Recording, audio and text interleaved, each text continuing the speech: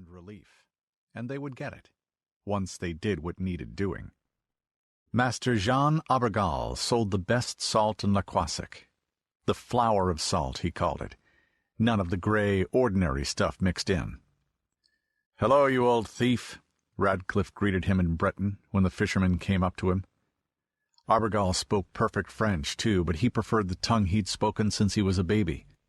"Yer mat, gast sows," he replied in that tongue. Cheers, whore of an Englishman, it meant. Something like that, anyhow. Radcliffe bowed as if at a compliment. Abergal gave him a thin smile, the equivalent of another man's guffaw. He went on. "So the sea serpents didn't bite you and the mermaids didn't drag you under, eh?" "Not yet," Radcliffe said. "What have you got for me, and how much will you gouge me for it?" "Not so much, and it'll cost you more than you want," the salt merchant answered. "Come have a glass of wine with me, and we'll talk about it." "You want to get me drunk so you can cheat me easier," Edward Radcliffe said. Unperturbed, Abergal nodded. Radcliffe went on. "Well, seems only fair to give you a chance. How's your family?" "They are well, God be praised." Abergal crossed himself. So did the fisherman. They drank, they ate a little salt cod, maybe some of Radcliffe's, but more likely from a Breton fisherman. Both men knew about what the Englishman would end up paying, but how you got there was part of the game. They swore at each other in several languages. Abergal called Radcliffe something in what had to be Basque. "What does that mean?" Radcliffe asked. "Beats me," Abergal admitted. "I never could make sense of that God-cursed tongue. But it sounds good, doesn't it?" Once the bargain was sealed with a handclasp, Radcliffe paid the salt merchant. He and his men lugged crates of shining white crystals back to the St. George. Dealing with Jean, you knew the quality would be there all the way to the bottom of each crate. Some dealers would put the cheap gray salt below, hiding it with a layer of the pure flowers. You learned the hard way not to spend your coin with people like that. Some fishermen never learned, and so the bastard stayed in the business. "All right," Edward said when the hauling job was done.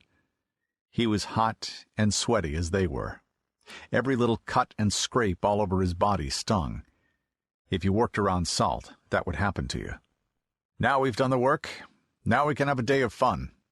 Go back into town and drink and wench as you please. I'll stay with the boat. She's mine, after all." "No, you go, Father," Henry said. "You're entitled to enjoy yourself once in a while. I'll stay. I don't mind." On such chances, worlds turn. Edward and Richard Radcliffe walked into a dive called the Salicornis. Along with a grapevine, the place had a bunch of the stuff hanging above the door. In English it was called samphire or glasswort. In springtime, its burgeoning growth turned the salt marshes purple. The locals ate boiled fresh samphire in season, and pickled it to eat when it wasn't fresh.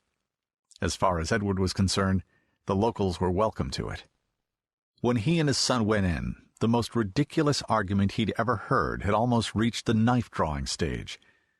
Some Breton fishermen and some Basques were quarreling over what year it was. They were doing it in French, which neither side spoke well, but neither spoke the other side's birth speech at all. "It's 1451, the Basques shouted. "No, by the Virgin, 1452, the Bretons yelled back. "Were you at sea so long your wits got soaked in salt and you lost a year?" Picking his way through the chaos, Edward asked the tapman, "Can I get myself a mug of red wine? And what are you having, son?" "Red wine will do for me, too," Richard replied. "Here you go, friends," said the fellow behind the counter, dipping 2 mugs full. He wanted nothing to do with the shouting fishermen. But the Radcliffes couldn't stay out of the quarrel so easily. "Here are strangers who care nothing for any of us," one of the Basques said. "They will tell the truth and shame the devil. It's 1451, not so?" Edward's hand dropped near his gutting knife, too. Not on it, but near. "Well now, friend, I don't mean to give offense, but I do believe it's a year later than you think." The square-jawed Basque looked as if that knife had gone into his guts. The Bretons whooped and cheered. "Come drink with us, truthful man," they cried. "Come eat with us, too." Bide a moment.